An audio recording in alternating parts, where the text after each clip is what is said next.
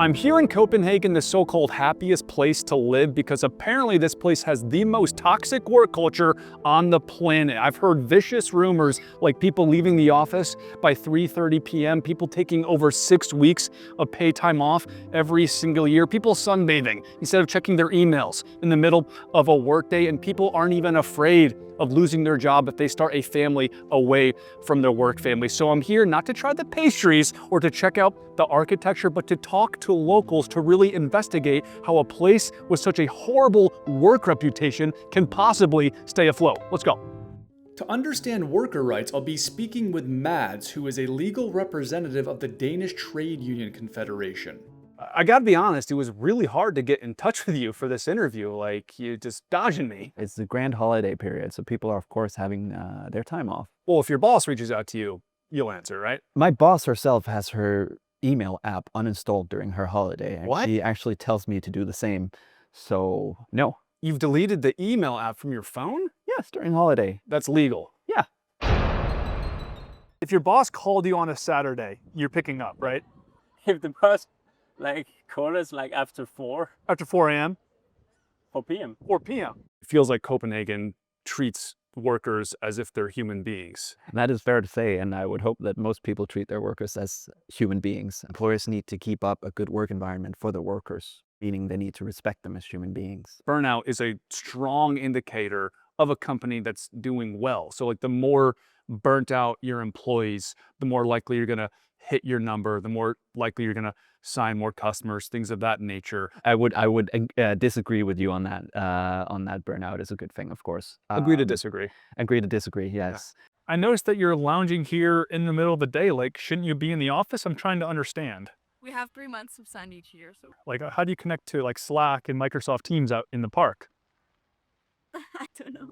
I'll also be speaking to Dr. Elvira Fisher, who is a neuroscientist and former Olympic swimmer. The higher the blood pressure of an employee, the more stressed out they are, the more work they're getting done, obviously. Do companies in Denmark, in Copenhagen, promote having a higher blood pressure, or are they on the opposite side of the spectrum there? I think that publication has not yet transpired to Denmark. Rather the opposite, to be honest. I think the philosophy here is that if you're relaxed, have a good work environment, have a good family life, then you will also be productive. No one is working in Copenhagen in all of July.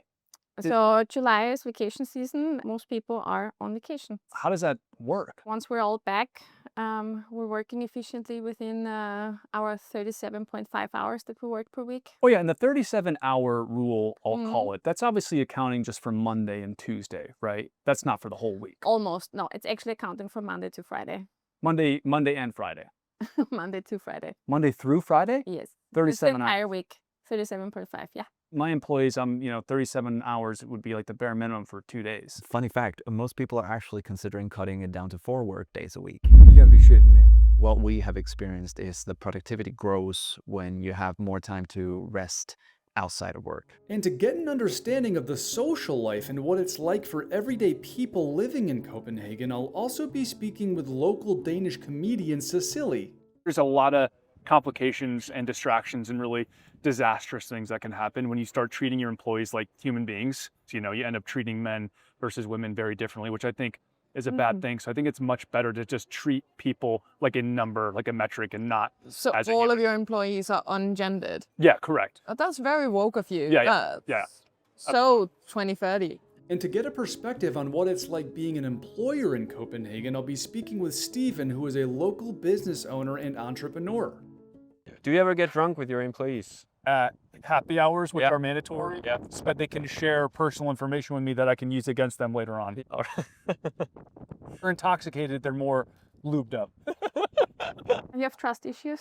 Absolutely. I think trust issues are one of the pillars of leadership. It's a solution. I call them trust solution. So trust is good, control is better. Absolutely. I don't know who said that, but must have been a really smart guy. Yeah. So you're a comedian here in Copenhagen. Yeah. How can you possibly tell jokes in a communist country? It's not a communist country. You guys make your employees have healthcare. That's communism. Uh, If your citizens are forced to be happy, That's not a utopia. That's a tyrannical society. Every citizen has access to healthcare 24/7. Don't you think that's going to promote them to want to get sick so they can use the services? It allows them to stay healthy. Right. Let's just get rid of sick days altogether so that people don't have to take them. Mhm. You know, like So what would they do if they get sick? if you get another coworker sick, then that next coworker also needs to come to work. You could have a sick room where all the sick employees can work together. Well, that's what the office is. Are they allowed to leave? Oh, they're allowed to leave, but if they leave, they don't work at the company anymore. Yeah, You know what I mean? get it. That's fair. If you want to have a romantic relationship with a coworker, that's exactly what you should do. You should never take that You should do stuff it. out of the workplace. I mean, it's a huge, you're going to end up going to the movies, going to the beach, going to the sea. But if you're having a romantic relationship with your coworker, that's better for everybody. Oh, cool. But in like, general- much more romantic than a spreadsheet. I only have intercourse on spreadsheets. Yeah, exactly. That's the type of sheets I use. So there's a term called hygge. Hygge, yeah. What is hygge? Hygge is something I'm looking very much into this coming year. We just opened a new office in Copenhagen, and we wanna maximize the amount of hygge that we can have there. And hygge just means productivity or Hygge means togetherness. togetherness? Yeah, hygge means that you're spending time with people you like, and you're having like a happy, funny, atmosphere. Right. That's hygge. And you're having fun working. Exactly. Yeah, Right. you're having fun working. Oh, hygge doesn't sound too bad, actually. No, it's actually great. But one thing that we are actually missing is legal right to disconnect. Legal right to disconnect. Yes, unless there's an emergency. Whenever I reach out to my employees, I consider that an emergency. So I expect them to answer 24/7. So it sounds like we're kind of on the same page there.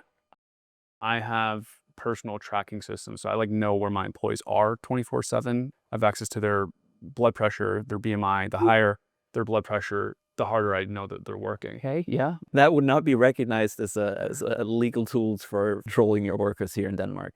It works for me. A lot of the people we have that do internships they have a salary protected by their trade union.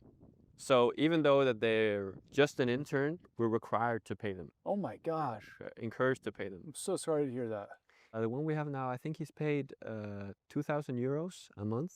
Oh my gosh. Yeah. I would have to take bereavement if I had to do that. Okay. Healthcare is an interesting topic because America, as it's known, has the best healthcare system in the world because people need a job in order to have healthcare. So it kind of keeps productivity rolling. But it seems like Denmark takes a different approach and just gives healthcare out for free. Is that kind of how you guys do it? Yeah, everyone has access. Yeah. And like if you get hurt while you're here, we'll just take care of it. Right. One of my employees fell down a flight of stairs a few months ago. He broke his arm.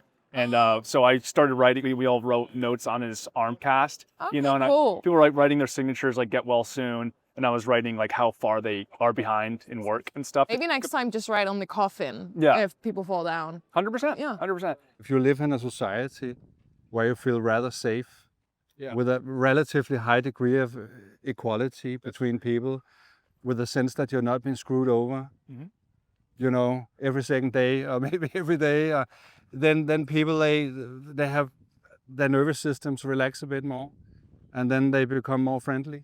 And they also start trusting each other because I didn't have the slightest clue what the gentleman in the park was trying to say to me, so I decided to wrap up the interview and ask one last important question to Mads. Maternity leave. How long is maternity leave? Couple days? Yeah, so maternity leave adds up to at least 24 weeks of paid time off after the birth. So first of all, the mother gets 2 weeks, which they can share with the father as well. And then they get another 8 weeks for the mother, which they can keep for themselves. And then there are 14 paid weeks after that, whereas 5 of those will be given to the father, shared with him. The father?